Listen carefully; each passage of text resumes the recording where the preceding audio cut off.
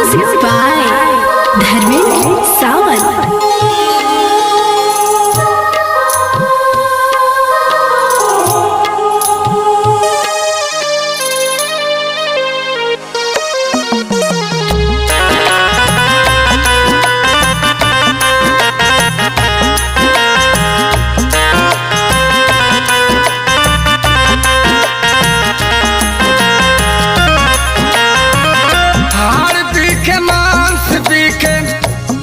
पशु चाम हो रे हार पीके मांस पीके पशु चाम हो रे पशु के बराबर नहीं खे पशु के बराबर नहीं खे मनई के दाम हो रे पशु के बराबर नहीं खे मनई के दाम हो रे पशु के बराबर नहीं खे।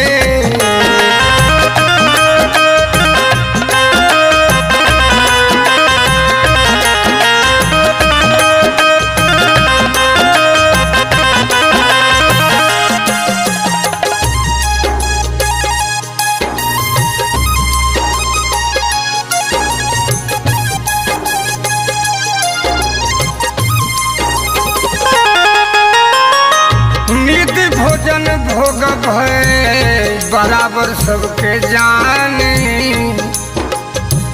बराबर सबके जाने मर जिए दोनों के कोर महिमा बखाने मानव के तनवा बाते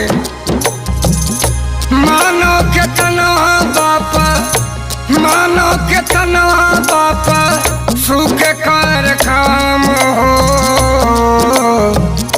पशु के बराबर नहीं खे पशु के बराबर नहीं खे मनई के दाम हो रे पशु के बराबर नहीं खे।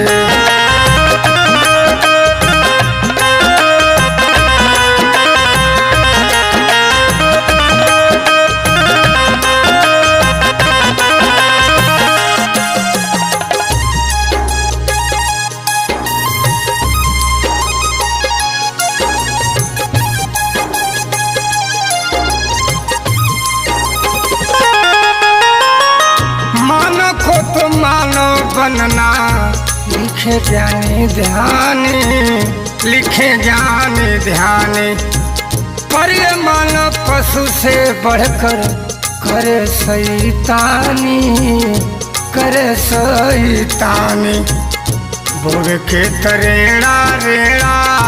बोल के तरेड़ा खाए चाहे लंगड़ा आम हो रे पशु के बराबर नहीं खे पशु के बराबर नहीं खे हिरवा का दाम हो रे बोल के तरेड़ खाए चाहे लंगड़ायाम हो रे पशु के बराबर नहीं खे पशु के बराबर नहीं खे मनई के दाम हो रे पशु के बराबर नहीं खे।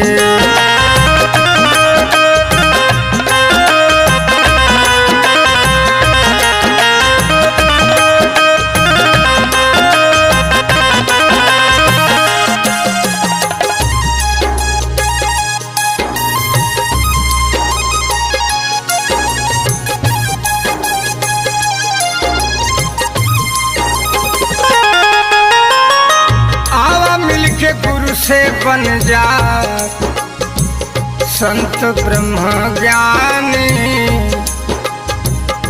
संत ब्रह्म ज्ञानी ये हमारी भारत की नगरी ऐसी है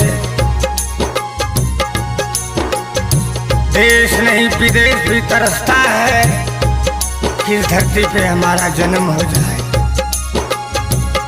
आवा मिलके गुरु से बन जा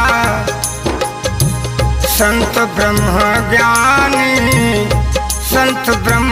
ज्ञानी आइल भगवान बा भारत की राजधानी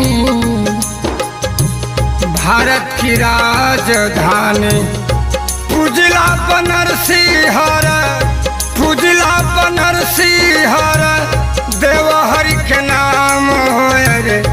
पशु के बराबर नहीं खे, पशु के बराबर नहीं खे, मनई के दाम होए रे। पशु के बराबर नहीं खे, हीरावा के दाम होए रे। पशु के बराबर नहीं खे।